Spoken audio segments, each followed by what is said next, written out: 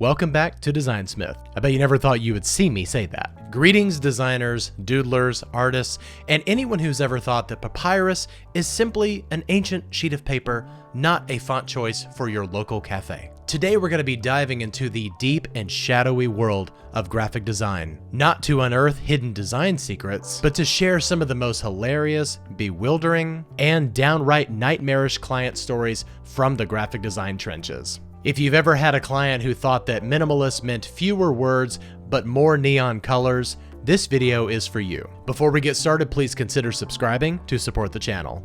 And now, let's proceed with client horror stories. I once took on a freelance client project to design a series of posters for an upcoming music festival. The client, whom I'll call Samantha, I don't even know it's Samantha, had a very specific vision. She wanted the posters to be vibrant yet classic, featuring abstract art and the festival lineup.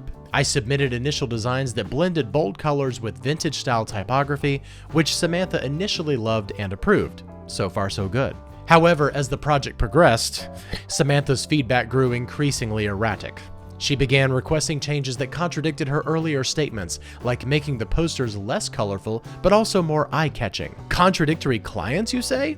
Never heard of that before. She also started adding bands to the lineup last minute, necessitating complete redesigns to accommodate the changes. I know all about that. Every time I adjusted the designs to her specifications, she would find a new issue, ranging from the font size to the abstract art not being abstract enough. Ah yes, the ever-pressing issue of making the abstract art abstract enough. 2 weeks before the festival, after dozens of revisions, Samantha decided she preferred a completely different style, a minimalist black and white theme, which meant scrapping all of the previous work.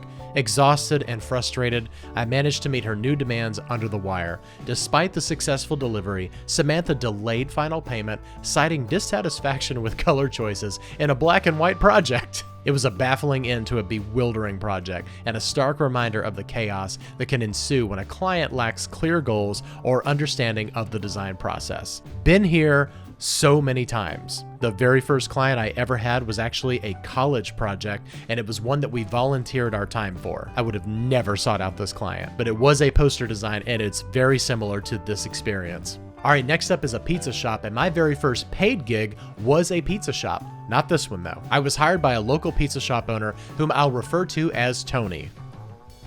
Can we be any more on the nose? To redesign his menu. Tony's shop was popular in the neighborhood, and he was looking to refresh the look to attract a younger crowd. He wanted something modern yet classic, with a touch of local flavor. A broad and somewhat contradictory brief, but not uncommon in design work. The project started promisingly. Tony had specific requests such as incorporating elements that reflected the local culture and landmarks, alongside the various pizza offerings. I have a feeling Tony is about to get a little bit too philosophical for a pizza shop. He was enthusiastic about my first draft, which featured sleek modern fonts and a clean layout with hand-drawn illustrations of local sites and ingredients. However, Tony's feedback quickly spiraled into the realm of the bizarre. He insisted on adding more and more items to the menu, not just pizzas. I've been here as well. But a full range of Italian cuisine, plus a few Greek dishes, and even some Mexican food for those who like spice. The menu ballooned from a simple 2-page design to a sprawling 10-pager, cluttered with dishes and descriptions. 10 pages? Cheesecake Factory be like,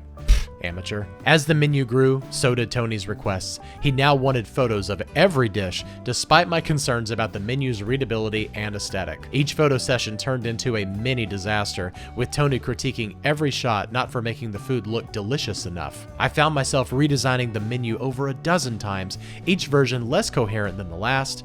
2 months into what was supposed to be a 2-week project, Tony decided he preferred a vintage look and wanted to scrap the modern design entirely. Clients changing their minds about the design style in the middle of the project? That doesn't happen! Exhausted by the constant changes and contradictions, I managed to negotiate an end to our contract with a kill fee. Wow, you got a pizza shop to agree to a kill fee? That's impressive. Tony eventually opened his revamped shop with a menu that looked suspiciously similar to his original cluttered design. The project was a harsh lesson in setting clear boundaries and managing client expectations from the outset. That is incredibly important. You have to set boundaries from the get-go and manage the client's expectations.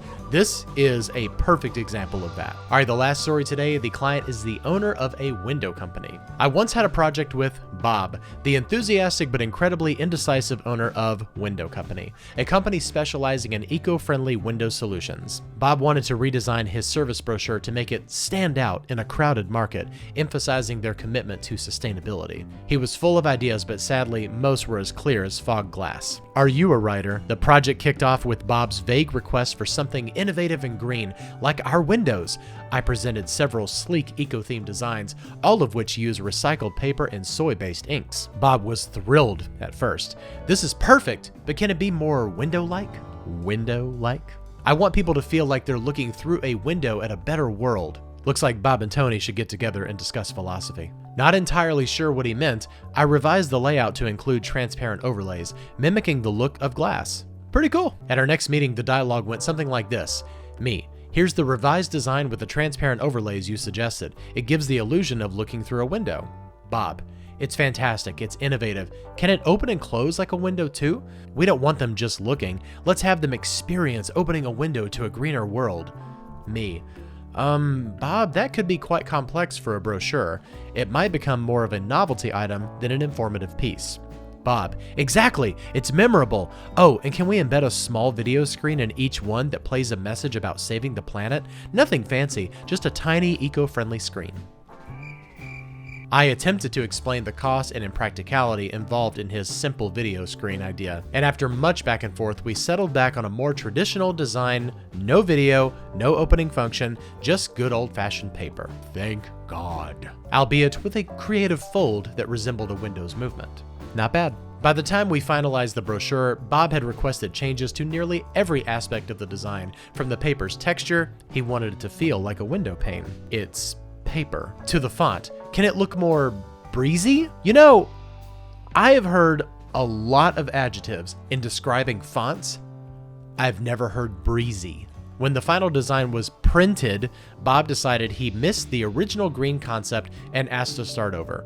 We didn't, but I learned that sometimes you need to draw the line or close the window on endless revisions. So true, put an end to it now. All right, well, I hope you enjoyed this segment of talking about client horror stories. If you have any that you would like to submit, check out the link below and they will come directly to me and I'll read them for you. I hope you enjoyed this video. I am looking forward to doing more of them. Please remember to like, share, comment, and subscribe, all of those things that will support the channel, and I'll see you next time. Bye-bye.